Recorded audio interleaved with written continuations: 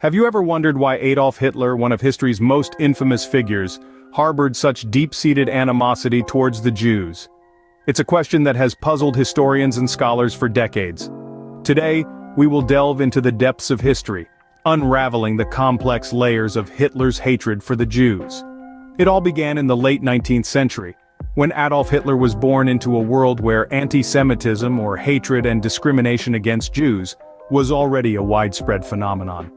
Growing up in Vienna, a city with a robust Jewish population, Hitler was exposed to the rampant anti-Semitic sentiments of the time. As a young man, Hitler was an aspiring artist, eager to make a mark in Vienna's artistic circles. However, he was rejected twice from Vienna's Academy of Fine Arts. He blamed his rejections on the Jews, convinced that they were conspiring against him, even though there's no historical evidence to support this claim. The early 20th century saw the end of World War I, a tumultuous period in history. Germany, defeated and humiliated, was in a state of social and economic chaos.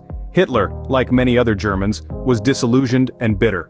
He blamed the Jews for Germany's downfall, subscribing to the widespread conspiracy theory that Jews had stabbed Germany in the back. In the late 1920s and early 1930s, Hitler rose to power, using the Jews as scapegoats for Germany's problems. He propagated the idea of racial purity, asserting that the Aryans, or the Germanic people, were the master race, and the Jews were the biggest threat to this racial superiority. Hitler's hatred for the Jews was not merely a personal bias, it was a strategic political tool, a way to rally the masses behind him. By blaming the Jews for Germany's problems, he was able to unite a divided and desperate nation under his banner. In the mid to late 1930s, Hitler's anti-Semitic policies escalated, culminating in the horrific genocide known as the Holocaust.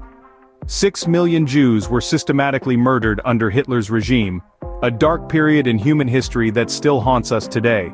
So, to summarize, Hitler's hatred for the Jews was rooted in his personal experiences, the social and political climate of his time, and his desire for power. It was a hatred that was both irrational and strategic, fueled by prejudice, conspiracy theories, and political opportunism. Remember, understanding history is crucial in ensuring that such atrocities are not repeated.